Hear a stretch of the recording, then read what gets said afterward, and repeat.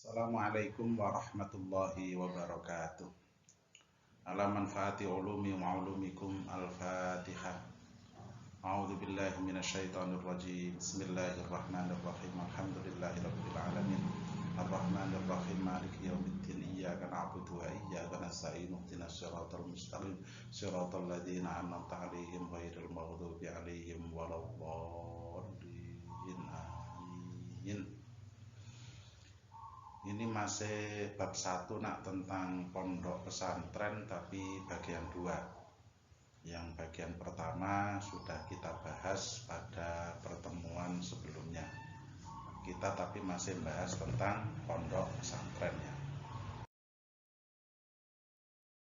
Pola hidup santri ini pada umumnya ya. Yang pertama itu hidup seadanya, baik dalam memenuhi kebutuhan hidup maupun fasilitas belajar. Makanya biasanya ya anak santri itu makannya sederhana, tidurnya ya sederhana, fasilitasnya sederhana lah kita untuk belajar itu. Tidak menuntut yang mewah-mewah dan lain sebagainya, itu santri. Yang kedua pada umumnya adalah berjiwa ikhlas. Jiwa yang tidak didorong oleh ambisi apapun untuk memperoleh keuntungan tertentu, tetapi semata-mata hanya untuk beribadah kepada Allah Subhanahu wa Ta'ala. Makanya dulu itu sampai digawe anak kok di pondok nih pengen dadi itu ya. Memang anaknya biasanya ikhlas, tidak macem-macem, tidak punya tujuan yang mencolok untuk duniawi, tidak ambisius. Tapi alhamdulillah sekarang presiden dari santri, wakil presiden dari santri, menteri-menteri banyak dari santri, pejabat-pejabat juga banyak dari santri. Sekarang mayoritas santri banyak sekali yang berkiprah. Berjiwa sederhana namun tidak berarti miskin. Sederhana mengandung unsur kekuatan dan ketahanan hati, penguasaan diri dalam menghadapi berbagai persoalan, dan tetap berjiwa besar, berani maju dan pantang menyerah dalam menghadapi dinamika perkembangan sosial. Temannya Pak Imam dulu ya banyak juga yang dari golongan orang yang sangat kaya, yang bapaknya jadi pejabat, yang bapaknya jadi pengusaha, banyak nak. Tapi jiwanya itu jiwa sederhana, tidak menonjolkan itu semua. Nah, itu mayoritas ciri khas santri itu semacam itu. Ini ciri khas santri ini ya. Yang D yang keempat itu berjiwa ukhuwah Islamiyah. Jadi konco iku koyok saudara. Ada teman yang kelihatan lapar, itu kalau masak itu diajak makan bersama. Itu sepertinya ya betul-betul seperti saudara. Jadi ke kamar mandi antri, ya sampai ya mohon maaf ya jelek sih, tapi begini, sandal itu gentian dan tidak mangkel. Zaman dulu loh nak ya, zaman dulu tidak mangkel, biasa. Itu ya kalau mungkin kita ulima ridho, jadi diketahui ridhonya, biasa dipakai ya, walaupun sebenarnya secara fikih ya harus izin ya. Tetapi memang jiwa ukhuwah itu sangat kental di dalam santri. Makanya Pak Imam itu konco sekolah mbak konco mondok itu kadang-kadang beda rasanya. Ya karena tidur bersama 24 jam dalam satu ruangan yang sama, itu ukhuwah Islamiyah, persaudaraan itu sangat kental sekali terasa. Santri itu dididik mandiri. Nah, mandiri, jadi mungkin nyuci sendiri, masak sendiri. Zaman dulu semacam itu. Belajar sendiri lah, gimana? Orang tuanya tidak ada, dia di pondok. Jadi di pondok itu diajarkan cara hidup, bukan sekedar pelajaran. Bagaimana memanage waktu, malam wajib tahajud, pagi wajib sekolah, terus nanti ngantuan. Nah itu namanya belum mandiri. Kalau mandiri itu bisa memanage waktu, bagaimana dia hidup dalam 24 jam pembelajaran di sekolah, pembelajaran di pondok itu bisa bisa balance, bisa sama-sama ditekuni. Itu mandiri biasanya anak pondok itu. Bebas, berjiwa bebas dalam memilih alternatif jalan hidup. Karena banyak nak. Ya mungkin kalau kamu di rumah itu banyak tergantung ke orang tuamu. Di pondok orang tuamu tidak ada. Maka kamu dituntut untuk cepat memilih, ini apa yang harus saya tentukan, apa harus yang saya jalankan. Ini biasanya cepat santri itu cepat semacam itu. Yang G, lah ini yang luar biasa, tergantung pada restu kiai. Sak pinter-pinternya santri, sak mandiri-mandirinya santri, sak cepet jiwanya bebas, tapi biasanya sangat tergantung pada restu kiai. Kiai oke, jalan. Walaupun dalam otaknya sudah pas semua, kiai tidak oke, tidak jalan. Itu ciri khas santri demikian. Di pondok nak, untuk kebiasaan melakukan amal sholih, puasa, sholat, takarub ilallah, karena temennya banyak di sana puasa Senin Kemis ya ngikut, temennya tahajud ngikut, temennya qobliyah ba'diyah ngikut. Nah itu memang di pondok itu karena suasana semacam itu, dan suasana itu sangat mendukung untuk banyak beramal soleh, puasa, sholat, itu karena memang komunitasnya semacam itu. Yang kedisiplinan sangat ditetapkan dalam kehidupan pondok pesantren. Ya kalau nggak disiplin nah, jadi kewetake koncone. Pak Imam mondok dulu anak sekitar 600, kamar mandi tidak lebih dari 10, ya 10-an lah. Berarti kamar mandi satu untuk berapa orang? Ya bayangkan. Nah, itu kalau nggak disiplin. Pak Imam sering mandi itu jam 3 malam. Nah, kalau mari subuh nggak nutut, sekolahnya telat. Nah, di sana itu, maka disiplin itu sangat tertanam di dalam jiwa biasanya di pesantren. Klasifikasi pondok pesantren, walaupun tidak semuanya benar ya, tapi minimal ini ya. Pondok pesantren itu biasanya dibagi menjadi 3 ya, salaf, kholaf, dan perpaduan antara salaf dan kholaf.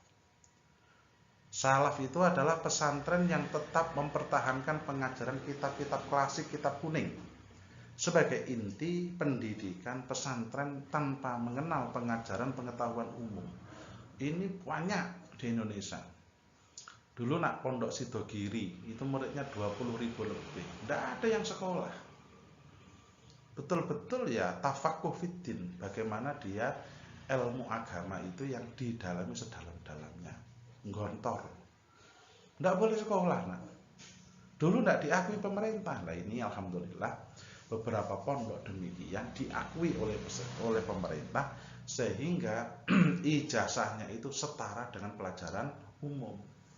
Karena ya disadari atau tidak disadari, lulusan gontor ya banyak jadi tokoh nasional.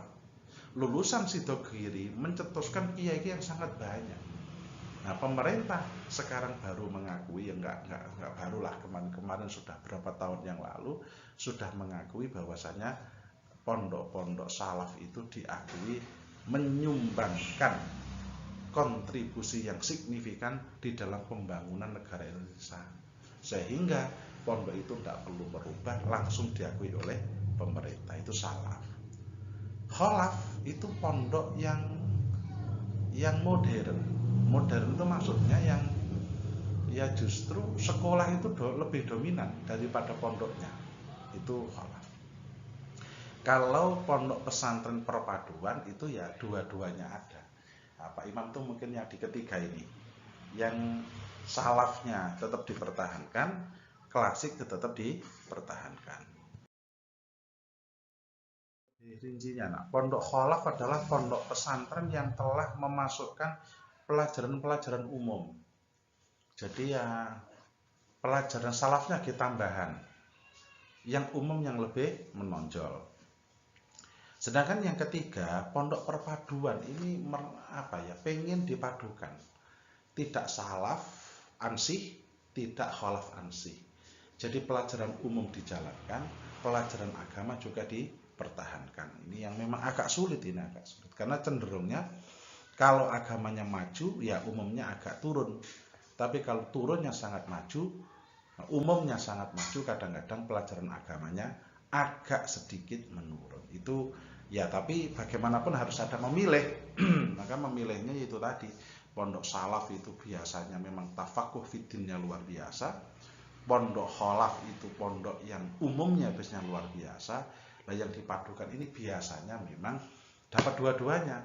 Cuman memang kadang-kadang tidak sehebat ya pondok yang kholaf tok utawa salaf tok, itu begitu. Atau ya memang mungkin bisa juga menjadi yang luar biasa.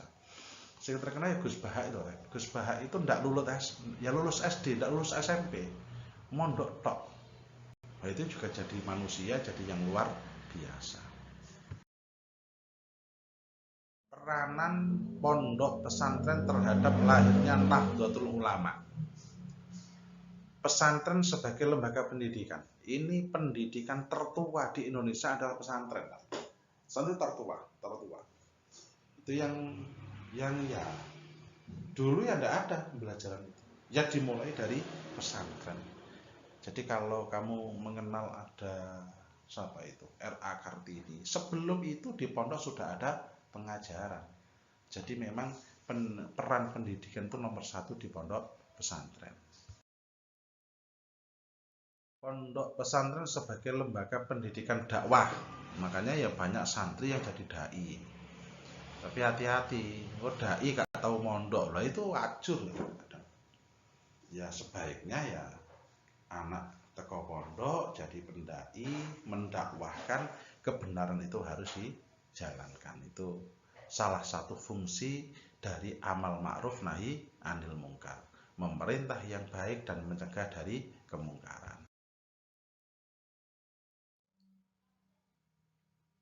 Nomor 3, pesantren sebagai tempat pengabdian dan pelayanan masyarakat. Jadi ya kadang-kadang ada orang sakit ke kiai minta disembuhkan, ya disuwuk. Ada orang berselisih masalah datang ke kiai, ya didongakno. Nah, itu maksudnya begitu. Jadi betul-betul melayani masyarakat. Memiliki cara pandang tentang kehidupan, yaitu untuk melakukan ritual keagamaan murni dan untuk melakukan pengabdian kepada masyarakat. Jadi arek pondok itu sing umum ya, waktu di pondok betul-betul ngibadahnya itu ya lebih daripada yang gak di pondok. Nah gimana, tahajud itu wajib, lek gak jamaah dikepuk sama keamanan, qobliyah ba'diyah itu setengah wajib. Makanya ya secara ibadah biasanya lebih. Dan yang kedua, ditanamkan bisa untuk melayani masyarakat, tidak untuk dilayani, tapi untuk melayani masyarakat.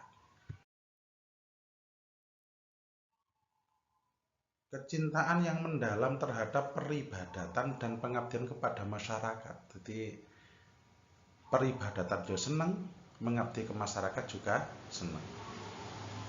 Sanggup memberikan pengabdian dalam bentuk apapun.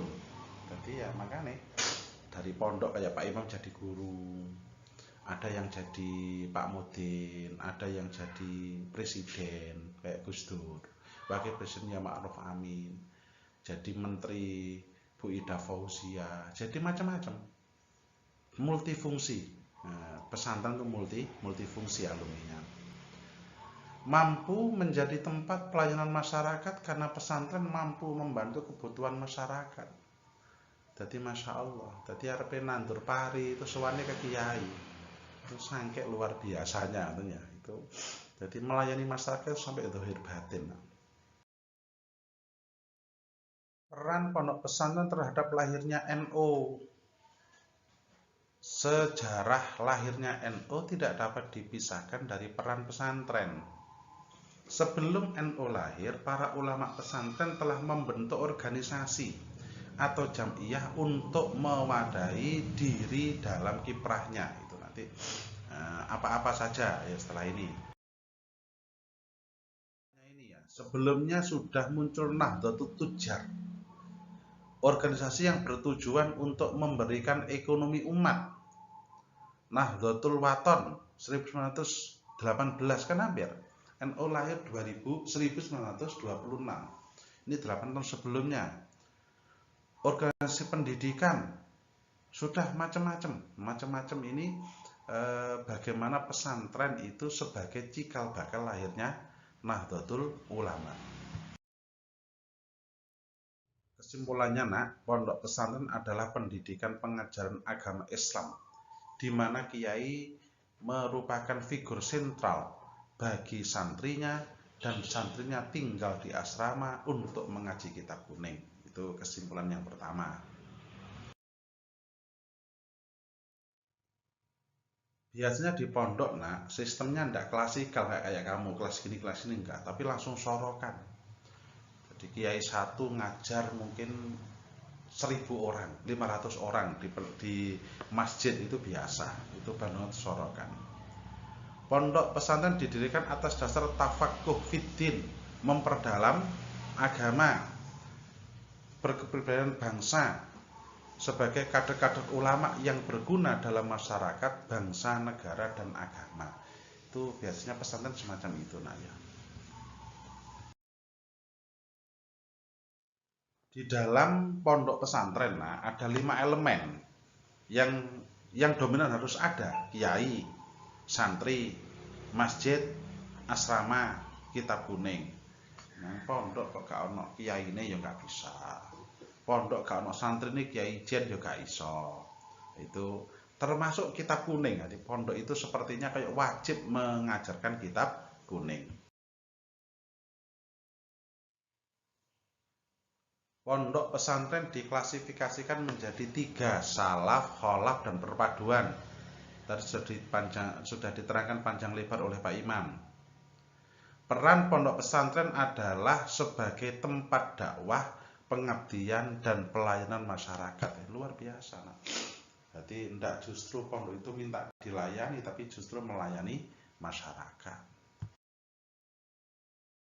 Marilah kita akhiri pertemuan kita hari ini. Semoga semua ilmu dapat kita amalkan bersama dan manfaat fid dini wa dunya wal akhirah. Ayo dibaca bareng-bareng. Bismillahirrahmanirrahim. Subhanakallahumma wa bihamdika asyhadu an la ilaha illa anta astaghfiruka wa atubu ilaik. Wassalamualaikum warahmatullahi wabarakatuh.